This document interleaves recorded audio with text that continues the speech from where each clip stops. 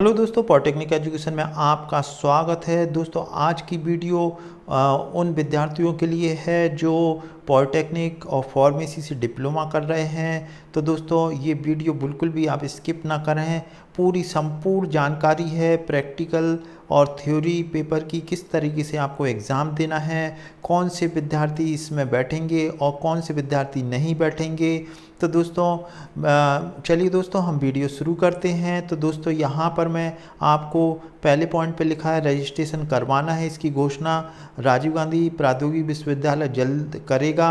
लेकिन दोस्तों यहाँ पे साथ में मैं आपको बता दूँ, जो फाइनल ईयर के विद्यार्थी हैं ऑलरेडी जिन्होंने रजिस्ट्रेशन करवा चुके हैं तो उनको रजिस्ट्रेशन करवाने की ज़रूरत नहीं है। फिर भी राजीव गांधी विश्वविद्यालय अगर कोई अपडेट देता है तो इस वीडियो के माध्यम से आपको बता दिया जाएगा। तो दोस्तों अब इसमें देख लेते हैं कि सबसे पहले जो राजीव गांधी विश्वविद्यालय प्रैक्टिकल एग्ज़ाम करा रहा है, तो प्रैक्टिकल एग्ज़ाम जो फाइनल ईयर की है वो 8 से 14 सितंबर के बीच में होगी। इसमें प्रोजेक्ट भी शामिल है। तो दोस्तों जो 8 से 14 सितंबर के बीच में जो फाइनल ईयर के विद्यार्थी हैं जो अभी उन्होंने ऑनलाइन एग्ज़ाम दी है उन्हीं की एग्ज़ाम होगी, चाहे वो फार्मेसी के हों चाहे वो पॉलिटेक्निक के हों। तो दोस्तों आप जो फाइनल ईयर के विद्यार्थी हैं कॉलेज से बराबर संपर्क में रहें, जिसका भी प्रैक्टिकल है वो उस टीचर के संपर्क में रहें, क्योंकि जो प्रैक्टिकल की डेट है वो कॉलेज के माध्यम से टाइम टेबल जारी किया जाएगा। तो इस चीज़ का आप विशेष ध्यान रखें। और अब चलते हैं दोस्तों वो विद्यार्थी जिनके फर्स्ट सेम से फिफ्थ सेम के सेमेस्टर के में प्रैक्टिकल में कोई भी अनुत्तीर्ण हुआ है, जैसे मान लो अगर फोर्थ सेमेस्टर का है, थर्ड सेम का कोई प्रैक्टिकल रुका है तो वो भी दे सकता है। तो जिस फर्स्ट सेम से फिफ्थ सेम के प्रैक्टिकल में कोई भी विद्यार्थी फेल है तो उसकी एग्ज़ाम 15 सितंबर से 18 सितंबर के बीच में रखी है। ये राजीव गांधी विश्वविद्यालय के नोटिफिकेशन में जारी कर दिया है।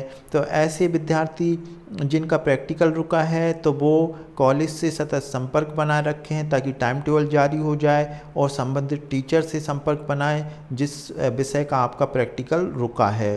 तो दोस्तों यहाँ आपको बात क्लियर हो गई।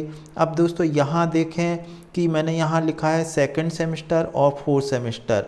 अब दोस्तों ये आप सभी को मालूम है कि जो अभी जो रेगुलर स्टूडेंट थे वो सेकंड सेमेस्टर के थे और फोर्थ सेमेस्टर के, जिनकी प्रैक्टिकल एग्ज़ाम नहीं होगी, इनको इन विषयों पे प्रैक्टिकल एग्ज़ाम में जनरल प्रमोशन मिल चुका है।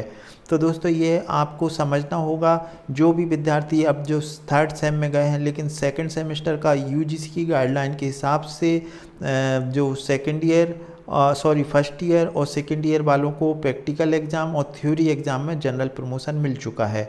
यहाँ सिर्फ दोस्तों प्रैक्टिकल जिनके बैक हैं उसकी बात की जा रही है, जो फर्स्ट सेमेस्टर से फिफ्थ सेम के हैं। तो दोस्तों अब आगे चलते हैं। अब थ्योरी एग्ज़ाम जो राजीव गांधी विश्वविद्यालय 16 सितंबर से शुरू करवा रहा है। अब इसमें देख लें दोस्तों कौन बैठेगा और कौन नहीं बैठेगा। अब आपको मालूम है दोस्तों जो 16 सितंबर की एग्ज़ाम है वो ऑफलाइन के माध्यम से हो रही है, मतलब आपको घर बैठ के देना है। अब इसमें हम देख लेते पहले फाइनल ईयर के स्टूडेंट। तो फाइनल ईयर के स्टूडेंट जिनका कोई बैक सब्जेक्ट है तो वो 16 सितंबर की एग्ज़ाम में बैठेंगे, या फिर दोस्तों जो फाइनल ईयर के विद्यार्थी थे ऑनलाइन एग्ज़ाम दी थी और किसी कारणवश वो लॉगिन नहीं हो पाए, पेपर छूट गया, तो वो विद्यार्थी भी इस एग्ज़ाम में बैठेंगे। या फिर दोस्तों वो विद्यार्थी बैठेंगे जो फाइनल ईयर के विद्यार्थी थे जिन्होंने ऑफलाइन का मोड चुना था। तो दोस्तों ये फाइनल ईयर के विद्यार्थियों को क्लियर हो गया होगा। अब दोस्तों यहाँ पे ईयर बैक की बात कर लेते हैं। जैसे मान लो कोई किसी स्टूडेंट का ईयर बैक है, जितने भी सब्जेक्ट बैक हैं या प्रैक्टिकल रुका है तो उसकी उनको एग्ज़ाम देनी होगी। तो दोस्तों आप ये जितने भी आपके पेपर रुके हैं, प्रैक्टिकल रुका है, इसका आपको रजिस्ट्रेशन करवाना होगा। तो ये ईयर बैक वालों के लिए हो गया। अब दोस्तों यहाँ पे देख लेते हैं फर्स्ट सेमेस्टर से फिफ्थ सेमेस्टर।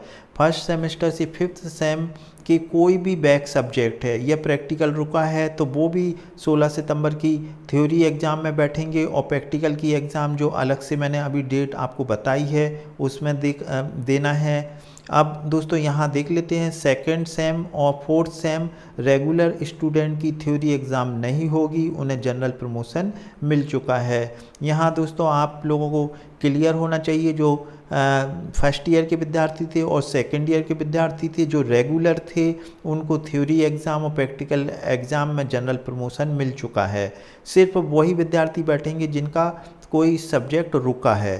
चलिए दोस्तों, आप देख लेते हैं कि एग्ज़ाम कैसे देना है। तो दोस्तों यहाँ पे हम प्रैक्टिकल एग्ज़ाम की बात करें तो आपको ऑनलाइन देना है। अब ये किस तरीके से देना है, तो दोस्तों ये वैसे राजीव गांधी विश्वविद्यालय ने बताया है कि गूगल मीट के माध्यम से, लेकिन अब ये कॉलेज के प्रोफेसर पर भी या कॉलेज प्रशासन पर डिपेंड है कि वो और दूसरे ऐप से कराना चाहते हैं तो जूम ऐप से भी करा सकते हैं, जैसे किसी कॉलेज के विद्यार्थी ने बताया था। तो ये इंडिविजुअल डिपेंड करता है, लेकिन दोस्तों ये आपकी ऑनलाइन एग्ज़ाम होगी और इंटरनल के निर्देशानुसार एक प्रैक्टिकल आपको हस्तलिखित लिखना है।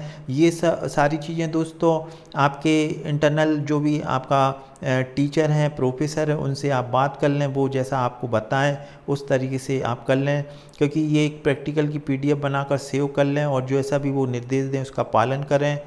आपका वाइवा मोबाइल के माध्यम से होगा, तो दोस्तों गूगल मीट आपको चलाना आना चाहिए। तो इसका मैंने एक वीडियो अपलोड कर दिया है, तो चाहें तो आप उसे देख लें, क्योंकि गूगल मीट चलाना बहुत आवश्यक है। अगर आपका ऑडियो बंद होगा तो फिर आपका वाइवा नहीं होगा, तो उसको किस तरीके से ऑपरेट करते हैं। तो दोस्तों आपकी छोटी सी मिस्टेक के कारण आपको नंबर अच्छे ना मिलें या एब्सेंट हो जाएं, तो ये आप ज़रूर देख लें। अब दोस्तों अब थ्योरी एग्ज़ाम की बात कर लेते हैं। दोस्तों प्रैक्टिकल एग्ज़ाम आपकी ऑनलाइन होगी, लेकिन थ्योरी एग्ज़ाम आपकी ऑफलाइन होगी। ऑफलाइन से दोस्तों ये घर बैठ के आपको एग्ज़ाम देना है। हालांकि दोस्तों ये प्रैक्टिकल एग्ज़ाम भी आपको घर बैठ के देना है, लेकिन मोबाइल के माध्यम से होगी। ये अंतर आप समझ लें। दोनों exam, practical exam, theory exam आपको घर से ही देना है, लेकिन अंतर सिर्फ इतना है कि जो प्रैक्टिकल एग्ज़ाम है उसका जो वाइवा है एक्सटर्नल जो पूछेगा वो मोबाइल के माध्यम से आपका वाइवा लेगा। अब थ्योरी एग्ज़ाम में सिर्फ आपको घर में हार्ड कॉपी जैसे मतलब आपको सेम लिखना है। तो दोस्तों इसका मैं बता देता हूँ ओपन बुक सिस्टम क्या होता है। तो दोस्तों आपको सबसे पहले रजिस्ट्रेशन होने के बाद आपके टाइम टेबल के अनुसार जिस दिन भी पेपर होगा, तो राजीव गांधी क्या करेगा दोस्तों, RGP की साइट पर जाकर आपको लॉगिन करना होगा और जो भी आपका पेपर होगा उसे RGP आपके जो भी टाइम के 10-15 मिनट पहले वो अपलोड कर देगा। उस पेपर को आपको डाउनलोड कर लेना है तथा आपको RGP पहला पृष्ठ प्रोवाइड कराएगा। दोस्तों जहाँ पर भी आप लॉगिन होंगे एक पृष्ठ भी मिलेगा, वो राजीव गांधी विश्वविद्यालय का होगा। उसमें नाम और पिता का नाम, रोल नंबर, ये सारी फॉर्मेलिटी होगी, वो प्रिंटेड होगा। तो उसको भी आपको डाउनलोड करना है और डाउनलोड करके उसका प्रिंट आउट निकलवाना है। दोस्तों ये जैसे मान लो आपके 2 बैग हैं या 4 बैग हैं, तो 4 आप प्रिंट आउट निकलवा लें, क्योंकि ये हर एक के जो आंसर शीट रहेगी उसके सबसे फर्स्ट पेज आपको वो पहला पृष्ठ आपको लगाना है और उसकी जो पूरी जानकारी है फर्स्ट पेज की पूरी जानकारी अनिवार्य रूप से आपको भरना है। अब दोस्तों यहाँ देख लें दोस्तों, फर्स्ट पेज आपको जो लगाने के बाद आप A4 साइज़ के पेपर में लिखना है। तो दोस्तों A4 के साइज़ के पेपर पे आपको लिखना है। उससे आप मार्केट से आवश्यकता अनुसार ख़रीद लें। आपके जितने भी पेपर हैं, आपको लगता है कि एक पेपर में मेरे 10 पेज लगेंगे या 12 पेज लगेंगे, उस हिसाब से आप इसे ख़रीद लें। और A4 साइज़ का किस तरीके से आपको बनाना है आंसर शीट, अगर आपको लगता है तो दोस्तों इसकी भी मैं वीडियो बना दूंगा, अगर आप कमेंट बॉक्स में आप मुझसे कहेंगे। तो दोस्तों इसमें क्या है, A4 साइज़ के पेपर लेना है, उस पर आपको लिखना है। हर एक पेज पर आपको प्रत्येक A4 पेपर पे आपको क्या लिखना है, जैसे पहला पेज है तो पेज नंबर 1 हो जाएगा, दूसरा पेज है तो 2 लिखना है और प्रत्येक पेज पे आपको रोल नंबर लिखना है, एनरोलमेंट नंबर लिखना है, पेपर कोड लिखना है। पेपर कोड दोस्तों आपको मालूम है कि जो भी आपका सब्जेक्ट रहता है उसके लेफ़्ट साइड के टॉप पे पेपर कोड लिखा रहता है या आपके एडमिट कार्ड में लिखा रहेगा जब आप रजिस्ट्रेशन करवा लेंगे।